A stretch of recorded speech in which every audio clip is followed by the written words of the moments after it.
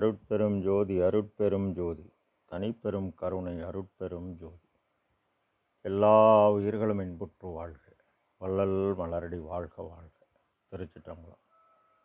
அருட்பெருஞ்சோதி ஆண்டவரின் திருவருளையும் அவரின் பரிபூர்ண அருளை பெற்ற சர்க்குரு சிதம்பர ராமலிங்க சுவாமிகளின் குருவருளையும் மனமொழிமையால் போற்றி பணிகின்றேன் தயவுடன்.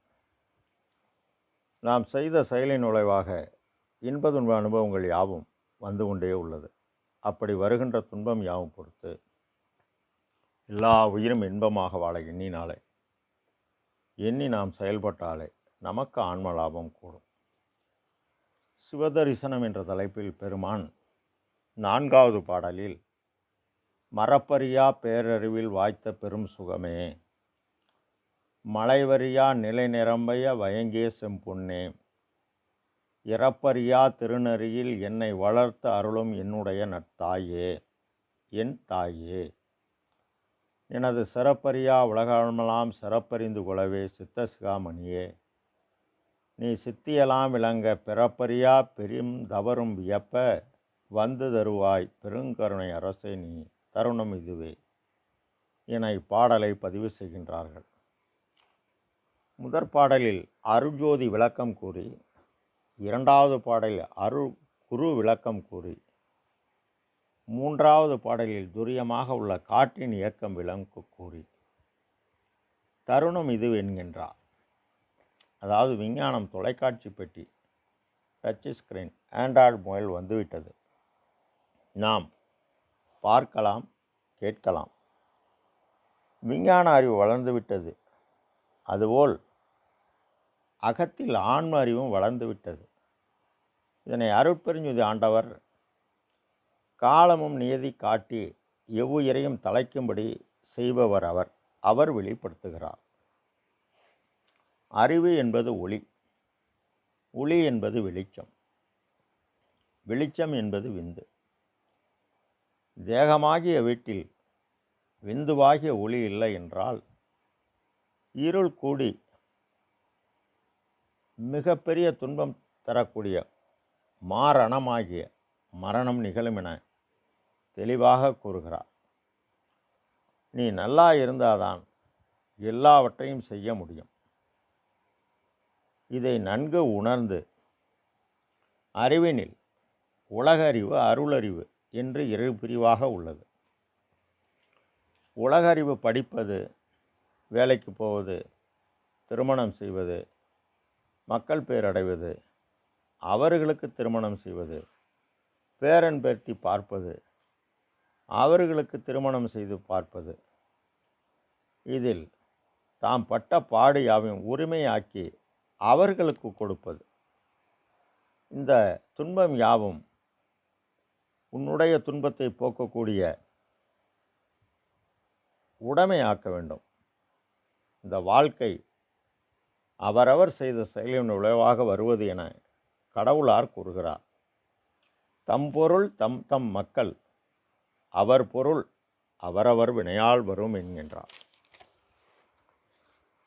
இறக்கத்தில் வண்டி பஸ்ஸெல்லாம் நியூட்ரல் செய்து விட்டால், ஸ்டேரிங்கை மட்டும் பிடித்தா எந்த வாகனமும் அமைதியாக ஓடும். அதுபோல் உடல் எனும் இந்த வாகனம் இரக்கம் எனும் செயல் புரிந்தால் மனம் அமைதியாக ஓடும், என்ன அலை தோன்றாது. இரக்கத்தில், அதாவது பள்ளத்தில் தண்ணீர் தேங்கும். அதுபோல் நீ இறங்கினா உன்னிடம் செல்வோம் என்று போகும் செல்வம் தேங்கும்.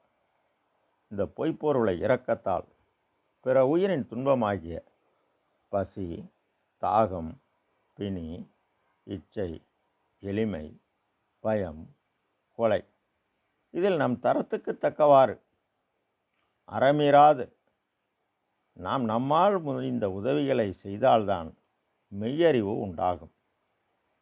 மெய்யறிவு உண்டாகும் பொழுதுதான் கடவுளார் கூறுவது போல் சுவை, ஒளி, உரு, ஓசை, நாற்றம் 5 வகை தெரிவான் கட்கே உலகு என்பார்.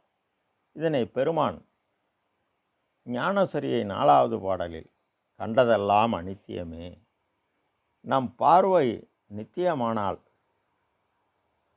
நம் பார்வை நித்தியமாக்க நாம் உண்மையான கண்ணோட்டம் பெற வேண்டும். பெறவில்லை என்றால் நாம் கண்டதெல்லாம் அநித்தியம்தான், கேட்டதெல்லாம் பழுதே.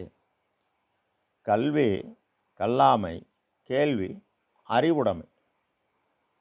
நாம் மனக்கோளனை சரி செய்ய சான்றோர் எழுதிய அறநூலை படிக்கணும், பெரியோர் கூட்கு கேட்கணும், அறியணும், உணரணும். நம்மால் நம் தரத்துக்கு தக்கவாறு செயல்படணும். கற்றதெல்லாம் பொய்யே. உலக கல்வி படித்து பிழைப்பு ஓடுதே தவிர அருளியல் கல்வி பயிலவில்லை. உலகியல் கல்வி மறக்கும், அருளியல் கல்வி மறக்காது. கழித்ததெல்லாம் வீணே. எவ்வளவோ இன்பம் அனுபவித்துள்ளோம். எந்த இன்பமாவது நிலைத்து நிற்கின்றதா? இல்லை. மெய்யின்பம் ஒன்றுதான் நிலைத்து நிற்கும். உண்டதெல்லாம் மலமே. மலத்தை நீக்கக்கூடிய உயிர் பொருள் உணவிலிருந்து வருகிறது. ஆனால் அதை நாம் அறியாமல் தினசரி உண்டு உண்டு மனம் கணிக்கிறோம். ஆக இந்த உயிர் பொருள் இந்த உயிர் பொருள் உணவிலிருந்தான் வருகிறது என்பதை அறிந்து நாம் செயல்பட உண்டு கழிப்பது நிற்கும் என அறிய வேண்டும். உண்டதெல்லாம் குறையே, கொண்டதெல்லாம் குறையே. எவ்வளவோ அனுபவம் பெற்றுள்ளோம். அது உடல் உறுப்பினியால் உயிர் உடல் கெடா வகை நாம் அறிந்துள்ளோமா என்றால் அறியவில்லை. உலகியலீர் இதுவரையும் உண்மை அறியவில்லையே. விண்டதனால். விண் என்பது வானம். நாதம் கடந்து ஒளிமயமானதால் என் இனி நீர் ஞான சமரச சன்மார்க்க மெய்நெறியை கடைபிடித்து மெய்ப்பொருள்கள் நன்கு உணர்ந்தே என்கின்றார். ஆக தயவு நெறி கடைபிடித்து பொய்ப்பொருளை கொண்டு விவகாரத்தால் மெய்ப்பொருளாக்க இந்திரிய ஒழுக்கத்தில் கூறியபடி அறிவு கருவி ஐந்தும் தூய்மை பெற்றால் இந்திரிய அறிவு, இந்திரிய ஒளி.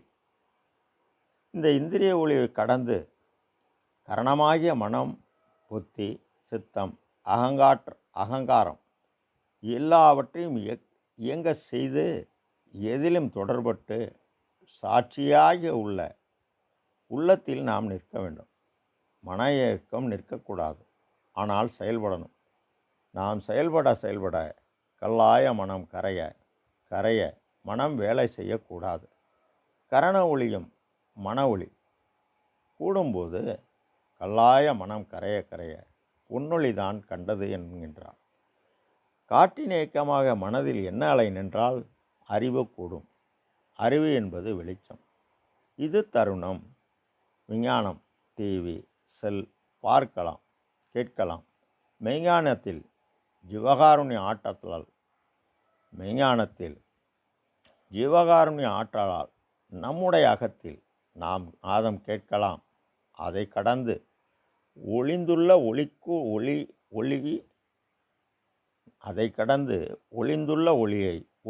ஒளியை நாம் நம்முள் பார்க்கலாம்.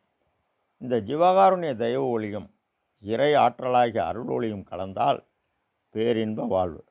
அதனால்தான் இது தருணம் என்கின்றார். 5380 பாடலில் இது நல்ல தருணம், அருள் செய்ய இது நல்ல தருணம். 5381 பாடலில் பொது நடம் வல்ல புண்ணியரே கேளும், பொய்யேதும் சொல்கின்றேன், மெய்யே புயல்கின்றேன் என்கின்றார். பிறப்பறியா பெருந்தவரும் வியப்ப வந்தருவாய் பெருங்கருணை அரசே நீ. ஆகாசம் அனாதி, அதற்கு காரணமான கடவுள் அனாதி. கடவுள் அனாதி போல் காற்றும் அனாதி. இந்த அனாதியான காற்றை தடையற்ற இயக்கமாக எல்லா உயிரும் ஜீவித்து இன்பமாக வாழ இயங்கிக் கொண்டு உள்ளது. இதனை இயக்குபவர் பெருங்கருணை அரசர், அருட்பெருஞ்சோதி இறைவர். வந்து தருவாய். எப்போ வருவார், ஏன் வருவார் எனில், எல்லா உயிரிலும் ஆன்ம சிற்றணு ஒளிக்குள் ஒளியாக மறைந்து செயல்படாமல் உள்ளார். மன இயக்கத்தை கொண்டு நீ தடைபடாது தினசரி ஜீவகாருண்யம் செய்ய அருள் என்பது இறைவனின் பெரும் தயவு. ஜீவகாருண்யம் என்பது ஜீவர்கள் தயவு. சிறிய தயவு, அதாவது நீ செய்த செயலால் சிறிய ஆற்றலால் இறைவனின் அருள் ஆற்றல் கூட்டி விவகார சக்தியாக்கி அருட்ஜோதி தருவார். அருள் என்பது தயவு, ஜோதி என்பது ஆற்றல், ஃபுல் பவர் தருவார். பிறப்பறியா பெருந்தவரும் வியப்ப, ஐவரும் காண்பதற்கு அறிய பெறும் பொருள் அருட்பெருஞ்சோதி. மூவரும் முனிவரும் முத்தரும் சித்தரும் யாவரும் பெற்றிடா இயல், அதாவது ஜீவகாருண்ய ஒழுக்கம் எனும் தயவு இயல். இவருக்கு ஆண்டவரிடத்து அன்பு வைத்து காற்றின் இயக்கத்தை வென்றார். காலம் முடிந்தால் பிறக்கணும். மற்றவர்கள் இறந்தேன் காயத்தை என்னில் கொடி என்பார்கள். ஆனால் இவர் ஆண்டவரிடத்து அன்பும் ஆண்டவர் இருப்பிடமாகிய ரடானஸ்தானம் எனும் புருவமத்தியில் அன்பு வைத்து புறத்தே மனதை ஜீவகாருண்ய நன்முயற்சியில் விடாது செய்து வர அன்பெனும் பிடியில் அகப்பட்டு விட்டார். இது காற்றின் இயக்கமாகிய மனம். உரைமனம் கடந்து ஒரு பெருவழி மேல் அரசு செய்யக்கூடிய அருட்பெருஞ்சுதிரை வரை பெற்று பேரறிவாகி மரணமிலா பெருவாழ்வு அடைந்தார். பிறப்பறியா பெருந்தவரும் வியந்து போற்றுகிறார் பெருமானை. இதனை 3828 பாடலில் ஓதி உணர்ந்தவர் எல்லாம் என கேட்க இணைத்தான், ஓதாமல் உணர்ந்து உணர்வாம் உருவுறச் செய் உருவே என்பார். சிறப்பறியா உலகமெல்லாம் சிறப்பறிந்து கொள்ளவே சித்த சிகாமணியே நீ செத்தியெல்லாம் விளங்க. இதனை அடுத்த பதிவில் பார்ப்போம். அருட்பெரும் ஜோதி, அருட்பெரும் ஜோதி, தனிப்பெரும் கருணை, அருட்பெரும் ஜோதி. எல்லா உயிர்களும் இன்புற்று வாழ்க. உல்லாவிரதம் குலையமலாம் ஓங்க. நல்லோரும் நைத்த நலம் பெறுக. எல்லோரும் வாழ்கை செய்க. திரு அருட்பிரகாச சர்க்குருநாதர் திருவடிகளே அபயம், அபயம், அபயம், அபயம், அபயம். திருச்சிற்றம்பலம்.